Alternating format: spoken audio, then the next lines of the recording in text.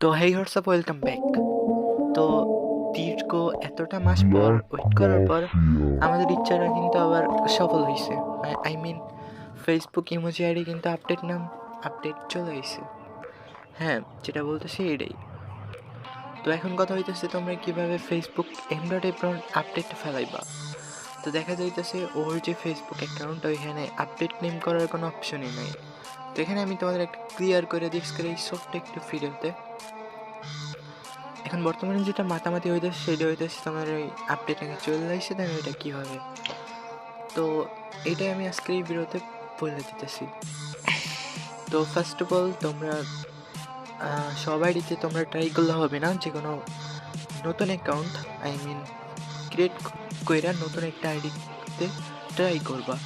দেন কীভাবে ট্রাই করবা, সেম নিয়ম বা যেমনি তুমি পারো ওয়েবসাইট মানে তোমরা ক্রোম ব্রাউজার দিয়ে চাইলে করতে পারো, বা ভিও ব্রাউজার নিলে ফেসবুক দিয়ে লাইট দিয়েও করতে পারো।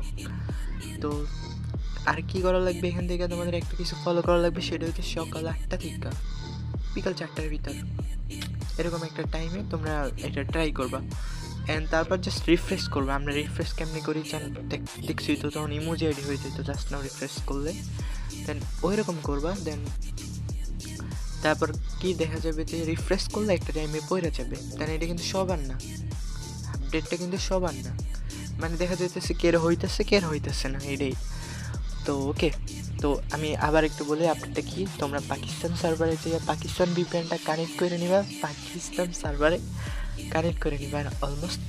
তো তারপর তোমরা যেটা করবে সেটা হইতেছে নাম আপডেট ফেলানোর ট্রাই করবা। সেটা হইতেছে নিউ অ্যাকাউন্ট। তো আই হোপ কি তোমাদের বুঝাইতে পারছি। তো এটাই। আর যদি তোমরা বিস্তারিত ভিডিও চাও তাহলে ভিডিও দিব, তোমাদের আজকের এই ভিডিওর পারফরমেন্স দেখা তারপর সামনে ভিডিও আসবে। তো ওকে, টেকলাম।